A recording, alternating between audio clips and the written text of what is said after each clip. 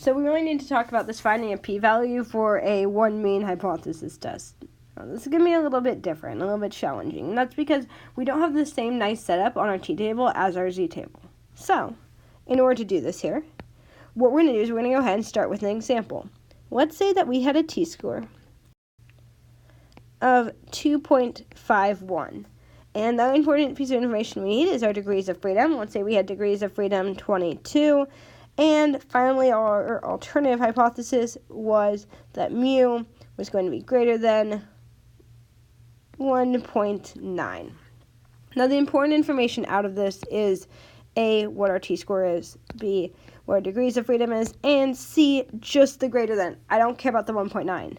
The greater than tells me I want a 1 end tail, which is awesome because when we look at this over here on our t-table, these values up here are a 1 end tail.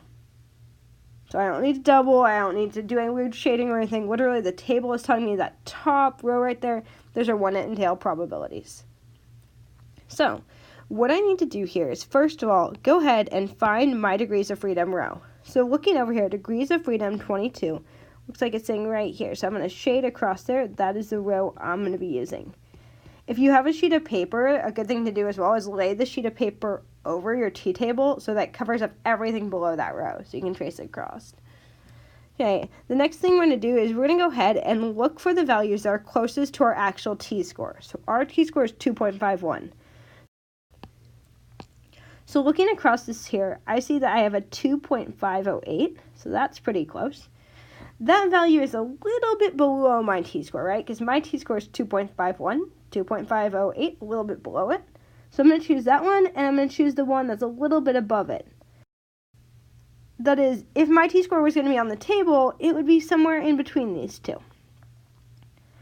If my t-score is in between those two t-scores, what that's telling me is if I were to draw my bell curve here, my t-score is 2.51. The ones I found were 2.508 and 2.819. So if I am looking for my end tail here, my end tail is going to be in between the end tail for this one and the end tail for that one. So that is, if I'm looking for the end tail for 2.51, all I have to know is it's in between these two that I can actually find. So using that information, I'm going to go ahead and trace this one up to the top and trace that one up to the top. And what this tells me once again is if I had the p-value for mine, it would be somewhere in between those two. That is, my p-value is in between 0.01 and 0.005. Now I want you to go ahead and cover up the p-value in the center here. If I look at just 0.01 and 0.005, I know 0.01 is greater than 0.005, so I'm going to put greater than symbols in there. What this tells me is my p-value is in between 0.01 and 0.005.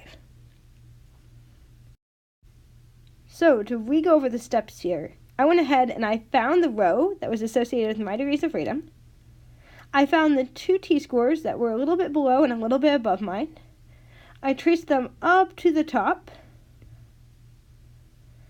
And I said my p-value is in between those two probabilities. Let's go ahead and look at our example now. So for our next example here, we have t equals negative 2.16, degrees of freedom 17, and our alternative hypothesis is mu is less than 17. So one of the things to notice about this example is I have negative 2.16.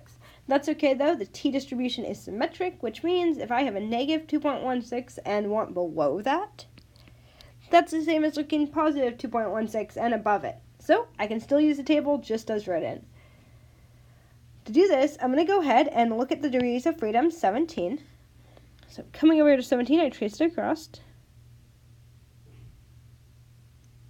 And I'm going to go ahead and try and find t-scores that are closest to mine. Remember, symmetric, so I'm going to ignore the negative. I'm going to look for 2.16. Well, I have 2.11. And I have 2.224. I think those are as close as I can get there. And so what I'm going to do is I'm going to trace them up to the top. Just like that. And when I write this over here then, I found 0.025 and 0.02. If I could trace 2.16 up to the top then, it would be right in between it, which means my p-value is in between those two. I can tell 2.005 is bigger than 0.02, so I put greater than symbols there. What this shows me is my p-value is somewhere in between 2.5% and 2%. So in summary, to use the t-table in order to find my p-value, I highlight my degree of freedom row, I trace the two closest up to the top, my p-value is in between those two. We'll go ahead and talk about what happens with a not equal to next.